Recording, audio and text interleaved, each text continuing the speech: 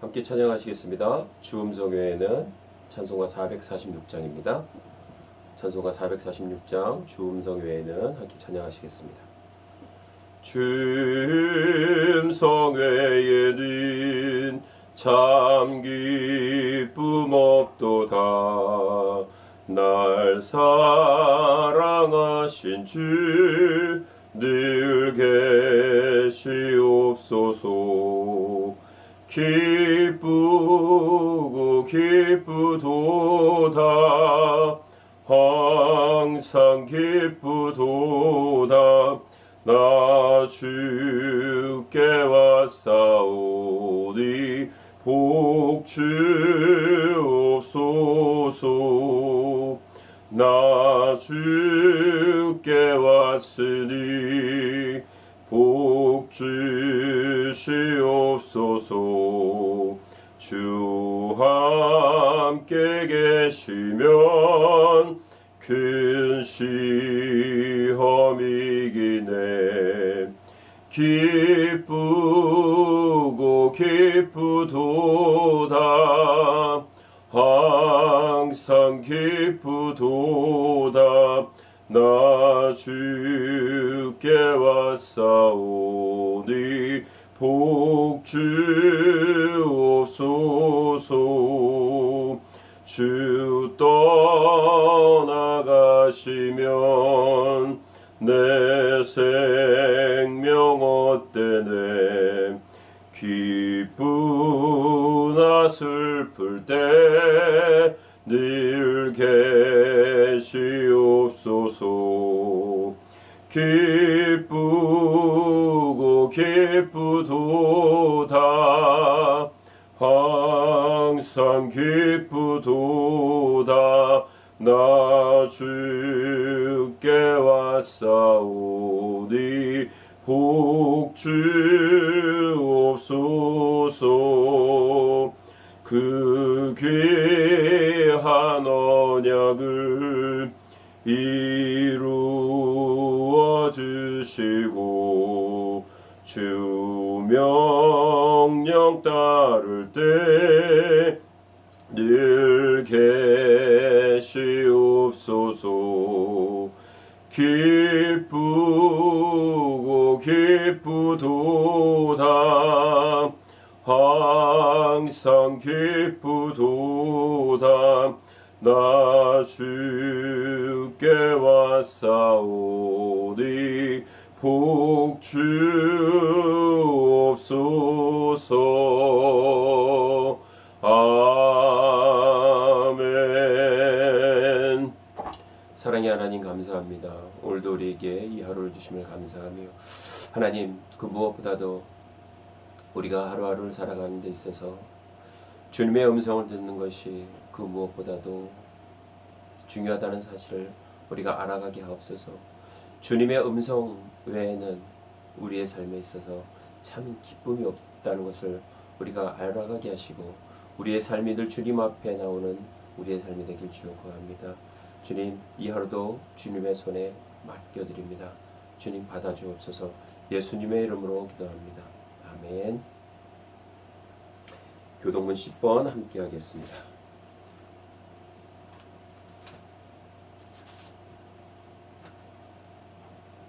교동문 10번 시편 16편입니다. 하나님이여 나를 지켜주소서. 내가 주께 피하나이다. 내가 여호와께 아뢰되 주는 나의 하나님이시오니 주 밖에는 나의 복이 없다 하였나이다. 땅에 있는 성도들은 존귀한 자들이니 나의 모든 즐거움이 그들에게 있도다. 다른 신에게 예물을 드리는 자는 괴로움이 더할 것이라. 나는 그들이 드리는 피의 전제를 드리지 아니하며 내 입술로 그 이름도 부르지 아니하리로다. 여호와는 나의 산업과 나의 잔의 소득이시니 나의 분깃을 지키시나이다. 내게 줄로 재어준 구역은 아름다운 곳에 있으며 나의 기업이 실로 아름답도다. 나를 훈계하신 여호와를 송축할지라. 밤마다 내 양침이 나를 교훈하도다. 내가 여호와를 항상 내 앞에 모심이여 그가 나의 오른쪽에 계심으로 내가 흔들리지 아니하리로다. 아멘. 다 함께 주기도문으로 우리 신앙을 고백하겠습니다. 함께 하겠습니다. 하늘에 계신 우리 아버지, 아버지의 이름을 거룩하게 하시며 아버지의 나라가 오게 하시며 아버지의 뜻이 하늘에서와 같이 땅에서도 이루어지게 하소서. 오늘 우리에게 일용할 양식을 주시고 우리가 우리에게 잘못한 사람을 용서하여 준 것 같이 우리 죄를 용서하여 주시고 우리를 시험에 빠지지 않게 하시고 악에서 구하소서. 나라와 권능과 영광이 영원히 아버지의 것입니다. 아멘. 우리 다 함께 하나님의 말씀 보겠습니다. 구약성경 열왕기상 21장입니다. 열왕기상 21장 1절에서 29절 끝절 말씀까지 함께 보겠습니다. 함께 봉독하겠습니다.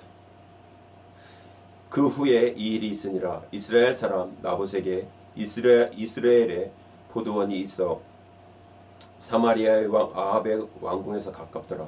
아합이 나봇에게 말하여 이르되 내 포도원이 내 왕궁 곁에 가까이 있으니 내게 주어 채소밭을 삼게 하라.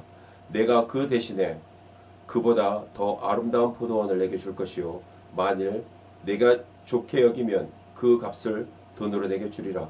나봇이 아합에게 말하되 내 조상의 유산을 왕에게 주기를 여호와께서 금하실지로다 하니 이스라엘 사람 나봇이 아합에게 대답하여 이르시기를 내 조상의 유산을 왕께 줄 수 없다 하므로 아합이 근심하고 답답하여 왕궁으로 돌아와 침상에 누워 얼굴을 돌리고 식사를 아니하니 그의 아내 이세벨이 그에게 나와 이르되 왕의 마음에 무엇을 근심하여 식사를 아니하시나이까.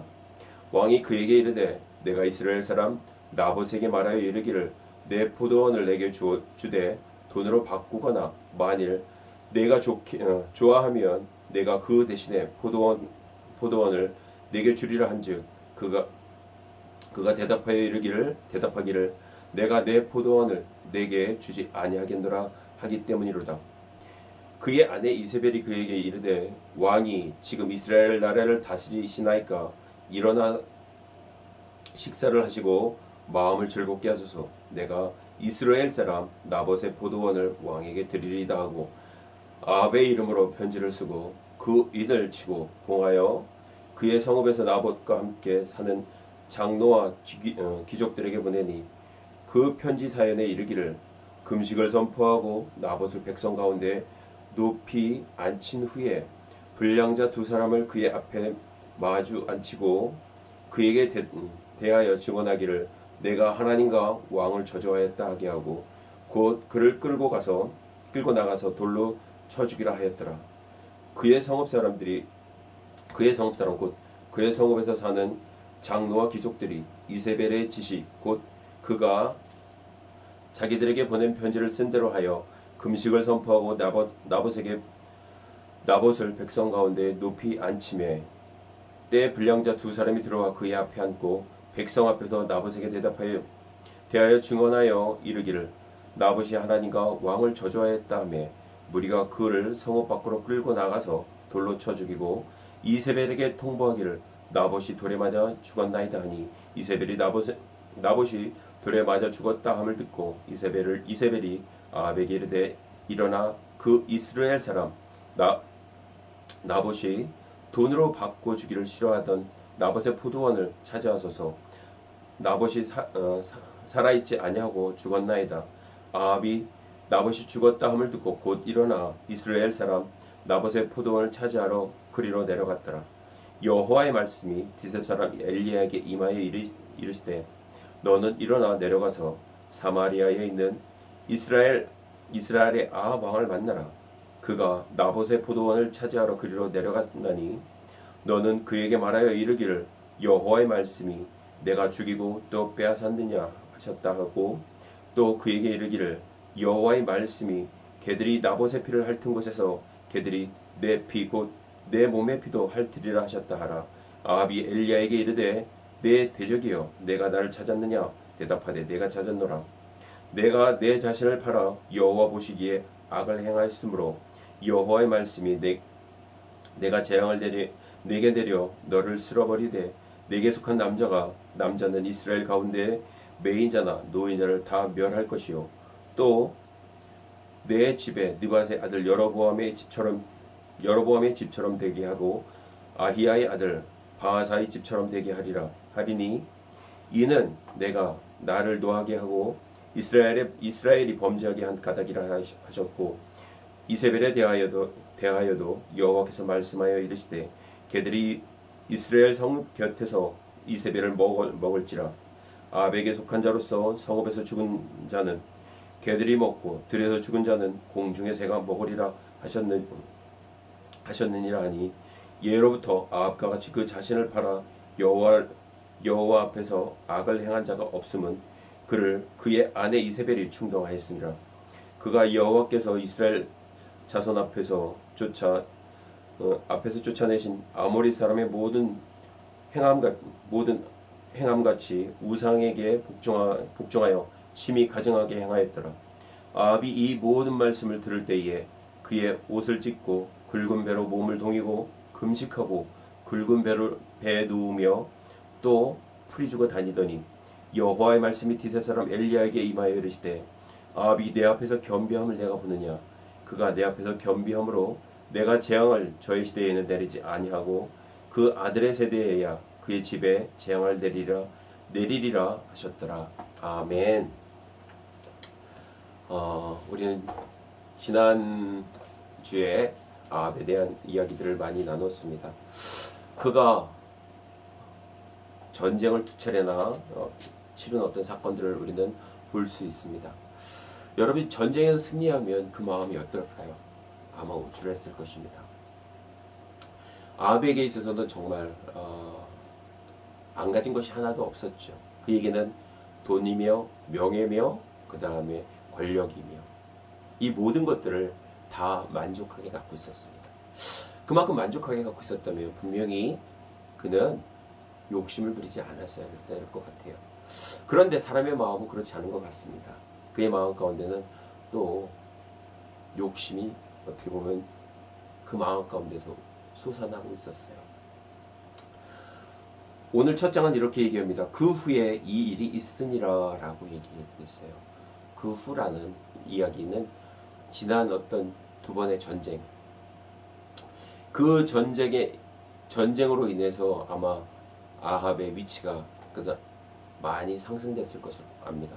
그리고 아합의 어떤 권력, 이러한 모든 것들이 그를 뒷받침해주고 이제는 모든 것들을 다 할 수 있어 라는 어떤 그런 마음을 그에게 주어졌을 수도 있습니다.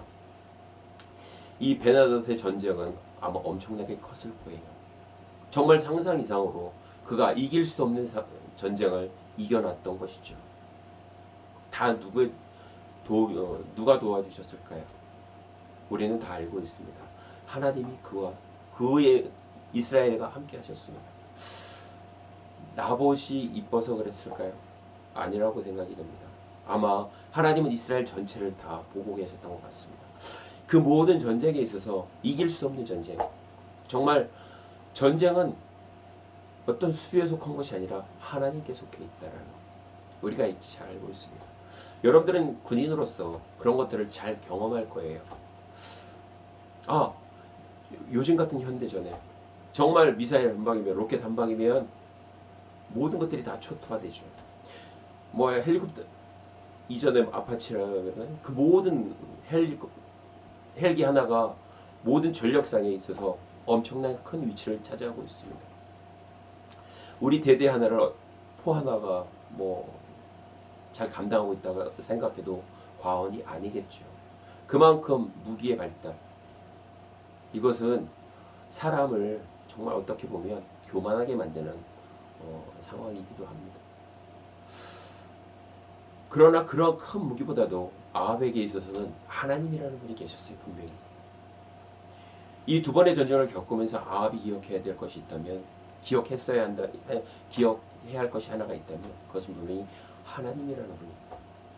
하나님은 전쟁에 능하신 분이십니다. 하나님은 모든 것에 있어서 불가능하신 분이 아닙니다. 이스라엘 백성들이 애굽 땅에서 출애굽을 시작하면서 애굽왕 바로의 어떤 밑에서 이스라엘 백성들을 이끌어낼 때도 하나님의 능력의 손이 함께 하셨습니다. 기사와 이적이 함께 하셨습니다. 이 모든 것들을 이스라엘 백성들은 친히 봐왔어요. 그러면 아합은 지금 못 봤을까요? 분명히 봤습니다. 정말 이길 수 없는 전쟁을 아합은 승리했어요.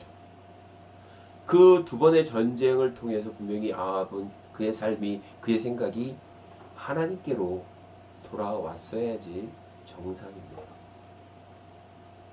그런데 아합은 그의 삶이, 그의 생각이 어떻게 보면 여전했던 것 같습니다.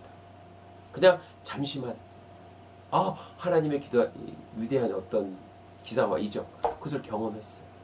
도우심을 경험했어요. 보호하심을 경험했습니다. 그때뿐이었어요. 우리는 친구끼리 가끔 야 너는 어떻게 그렇게 여전하냐 라는 얘기를 해줘. 그 의미 안에는 분명히 좋은 뜻이 있고 나쁜 뜻이 있습니다. 너는 왜 지금까지 왜 그렇게 살아가고 있니? 아니면 야 너는 정말 대단해 라는 어떤 그 의미를 갖고 있겠죠. 그 전쟁이 두 번의 전쟁을 통해서 베네나까의 전쟁을 통해서 하나님은 그에게 이스라엘에게 평안함을 주셨습니다. 그리고 그는 평안히 어떤 삶을 이제 즐기고 있었던 것 같습니다. 여기에 보면 이렇게 시작합니다. 또 그 후에 이 일이 있으니라 이스라엘 사람 나봇에게 이스라엘의 포도원이 있어 사마리아의 왕 아합의 왕궁에 가깝더니라고 얘기하고 있습니다. 무엇을 얘기하는 걸까요? 아합은 이제 전투에서 모든 것들이 다 안정적으로 되어 있습니다. 그는 자신의 궁을 더 어떻게 보면 이제 아름답게 꾸며보고 싶었어요. 많은 성경학자들이 그의 궁을 볼 때에 분명히 이렇게 얘기하고 있습니다. 상하궁이다 라고 얘기해요. 상하궁이다라고 불릴 만큼 그 궁이 아름다웠다는 얘기입니다. 그럼 뭐 보수할 거면 보수했으면 좋겠죠. 그런데 아합이 어느 날 자기의 높은 곳에서 자기 궁 그 높은 곳에서 밑을 내려봤을 때에 한 군데가 딱 눈에 들어왔습니다. 저것을 가지고 싶은 마음이 생겼어요. 그것을 가지고 싶은 마음 가운데 이제 솟구쳐서 자기의 신하들을 그 사람에게 보냈죠. 알아왔더니 거기는 누구의 땅이었냐면 성경은 이렇게 얘기하고 있습니다. 이스라엘 사람 나봇의 땅, 포도원이다 라고 얘기하고 있습니다. 많은 협상가들을 나봇에게 아마 보냈던 것 같습니다. 그런데 그때마다 나봇에게 나온 답은 노라는 답이었죠. 그 이유가 뭘까요? 그 이유는 간단했습니다. 나봇이 아합에게 이렇게 얘기합니다. 내 조상의 유산을 왕에게 주기를 여호와께서 금하실지로다 라고 얘기하고 있습니다. 왜 그렇게 얘기했을까요? 이것은 성경적인 근거죠. 레위기 23장 25절에 보면 그 근거가 이렇게 나와 있습니다. 레위기 한번 볼게요.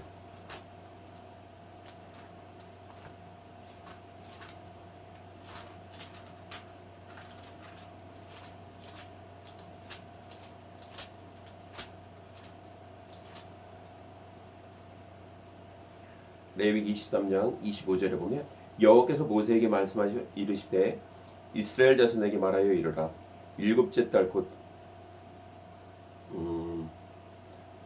일곱째 달 곧 그 달 첫날은 너희에게 쉬는 날이 될지니 이는 나팔을 불어 기념할 날이요 성회라 어떤 노동도 하지 말고 여호와께 화제를 드릴지니라 여호와께서 모세에게 말씀하여 이르시되 일곱째 달 열하루는 속죄일이니 너희는 성회를 열고 스스로 괴롭게 하여 여호와께 화제를 드리고 이 날에는 어떤 일도 하지 말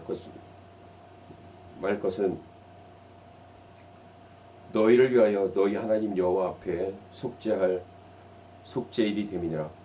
이 날에 스스로 괴롭게 하지 아니하는 자는 그 백성 중에서 끊쳐질 것이요 이 날에 누구든지 어떤 일이라도 하는 자는 내가 그의 백성 중에서 멸절하리니 너희는 아무 일 일도 하지 말라. 이는 너희가 거주하는 각 처소에서 대대로 지킬 영원한 규례니라. 너희가 하실 안식일이라. 너희는 스스로 괴롭게 하고 이달 아흐렛 날 저녁 곧 그 저녁부터 이튿날 저녁까지 안식을 지킬지니라. 여호와께서 모세에게 말씀하여 이르시되 이스라엘 자손에게 말하여 이르라. 일곱째 달 첫 달 셋날은 초막절이니 여호와를 위하여 이레 동안 지킬 것이라. 첫날에는 성회로 모일지니 너희는 아무 노동도 하지 말 것이며 이레 동안에 너희는 여호와께 화제를 드릴 것이요 여덟째 날에도 너희는 성회로 모여서 여호와께 화제로 드릴지니 이는 거룩한 대회라. 너희는 어떠한 노동도 하지 말지니라. 쭉 해나가면서 그 땅의 지분을 이야기하고 있습니다.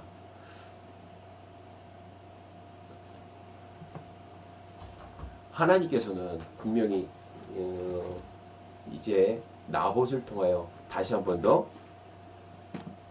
하나님께서 주신 것, 하나님이 허락하신 것, 그리고 여호수아가 그 가나안 땅을 들어가서 땅을 분배하면서 분명히 이것은 하나님이 주신 것이다. 대대로 준 것이기 때문에 그 어떠한 조건 하에서도 바꿀 수 없다, 줄 수 없다라는 거죠. 매매할 수 없다라는 상황이죠. 그런데 이것을 경계표도 옮기지 말라는 그 어떤 표현들이 나오고 있습니다.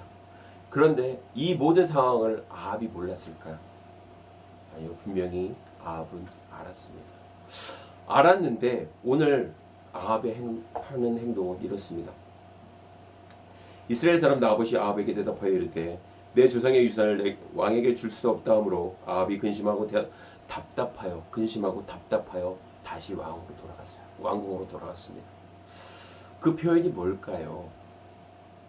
정말 뺏을 수 없는데 뺏고 싶은 마음이 그 마음 가운데 있는 거예요. 마음이 속상하다는 얘기죠. 과연 아합이 이 문제 갖고 속상해야 할 일일까? 그는 분명히 모든 것들을 다 갖고 있습니다. 갖고 있음에도 불구하고 내가 취하고 싶은 것 중에 또 하나, 그 포도원. 내가 어떤 값을 주고서라도 당신의 포도원을 사고 싶다는 얘기예요. 취하고 싶다는 얘기예요. 그런데 그것을 주겠다라는 허락을 받지 못하고 사신 그 신하들이 그 이야기를 해줍니다. 그 이야기를 들은 나봇의 마음이 어린아이 같아졌습니다. 이제 그는 근심합니다. 답답해합니다. 4절에 보니까 근심하고 답답하여 라고 표현하고 있죠. 이 말은 다시 말해서 내적인 갈등으로 인해서 속이 탄다는 얘기입니다. 기분이 언짢다는 얘기입니다. 아니, 내가 누군데? 라는 거죠. 이스라엘의 왕인데 왕의 체면이 구겨지는 어떤 상황 가운데 있다라는 것입니다. 그런 가운데 그가 왕궁에 돌아왔어요. 그런다면 어떤 태도를 취하는 게 좋을까요? 다른 어떤 업무를 봤으면 좋겠는데 돌아와서 하는 행동이 침상에 그냥 누워버립니다. 등 돌리고. 여러분들 상상이 가십니까? 왕이 왕궁에 돌아와서 즉시 자기 침상에 가갖고 등을 돌리고 누워있다는 얘기예요.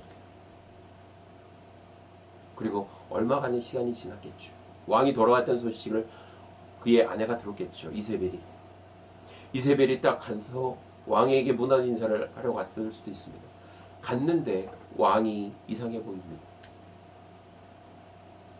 자기를 막 반기지도 않고 그냥 저 벽만을 바라보고 한쪽에 누워서 있는 것입니다.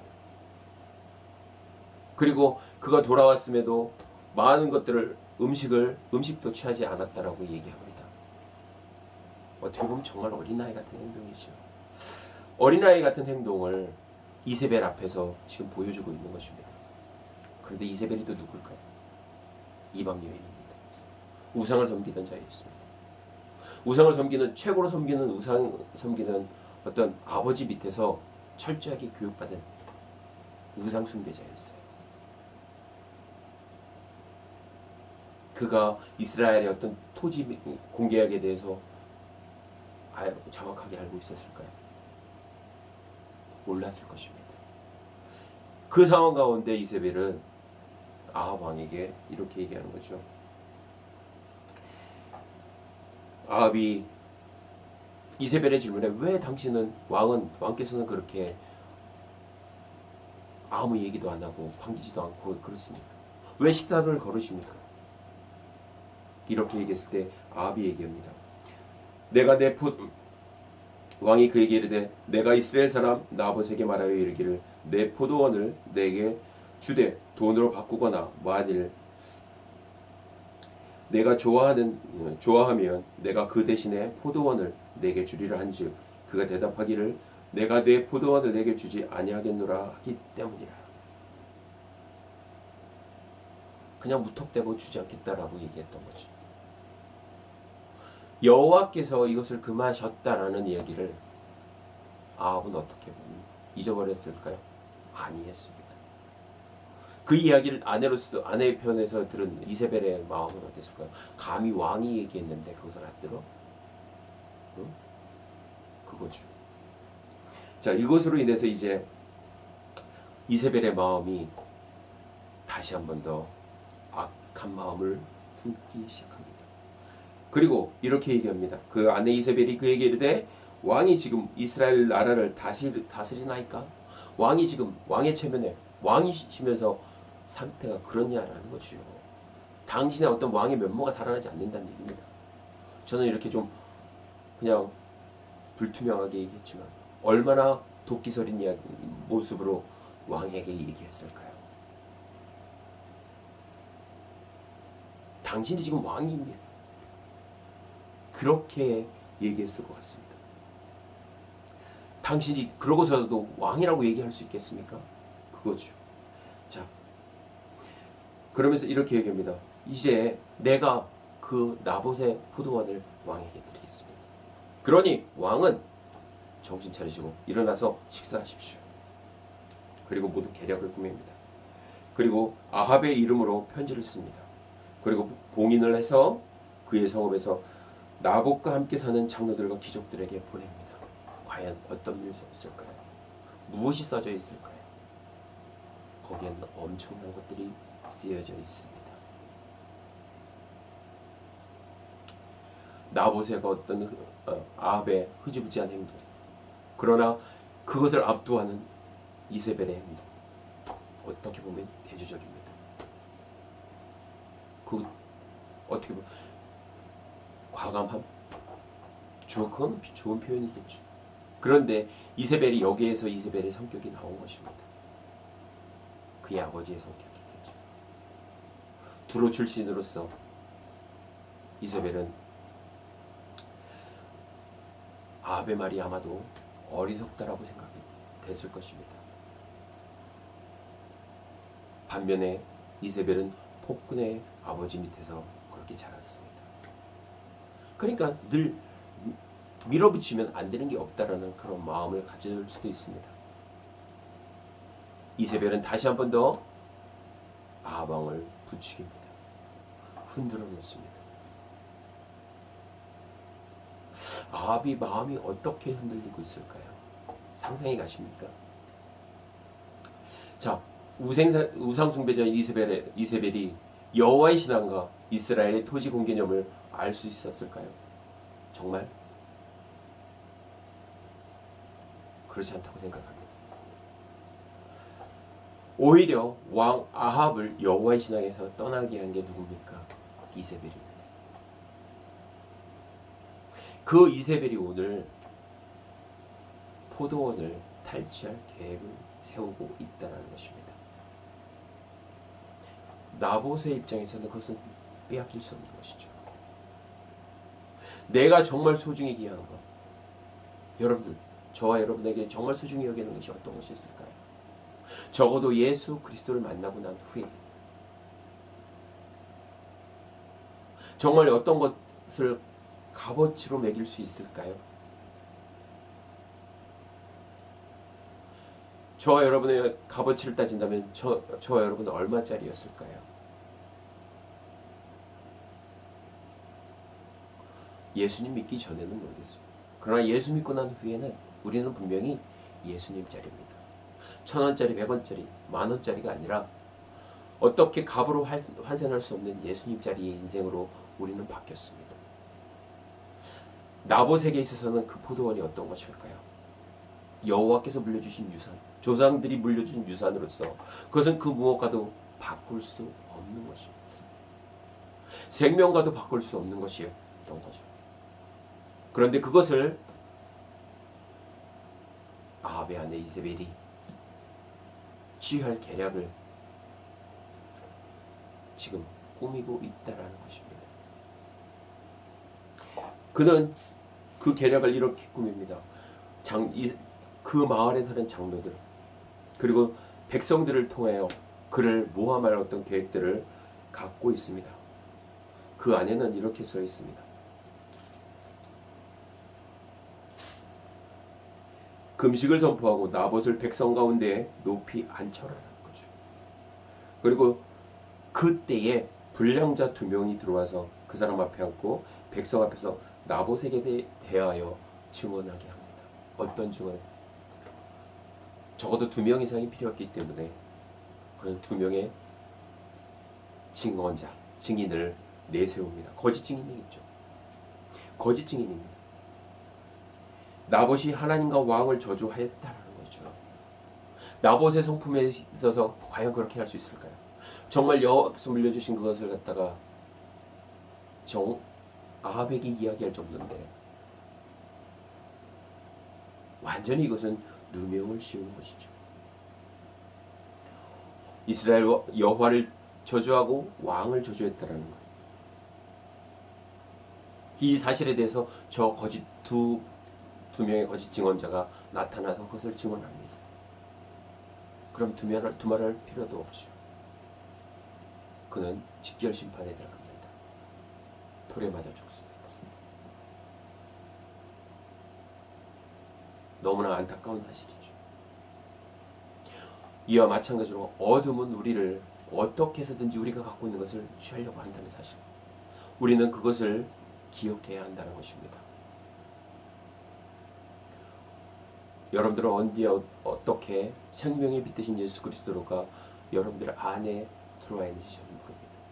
오직 아시는 분은 여러분이죠. 그리고 주님이시죠. 그런데 내 안에 참 생명 되신 예수 그리스도를, 빛 되신 예수 그리스도를 빼앗아가려는 것이 있습니다. 어둠입니다. 사단입니다.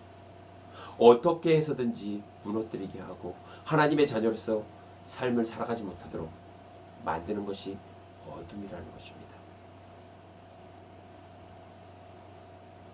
안타까운 사실이 하나가 있다면 아합에게는 정말 생명의 빛으로 채워지지 않은 그 인생들, 이세벨에게 있어서도 정말 어떻게 보면 그에게도 기회였을 것입니다. 그런데 그의 악함이 점점 선한 사람들, 하나님의 사람들을 무너뜨리고 있습니다. 아합을 점점 무너뜨리고 있습니다.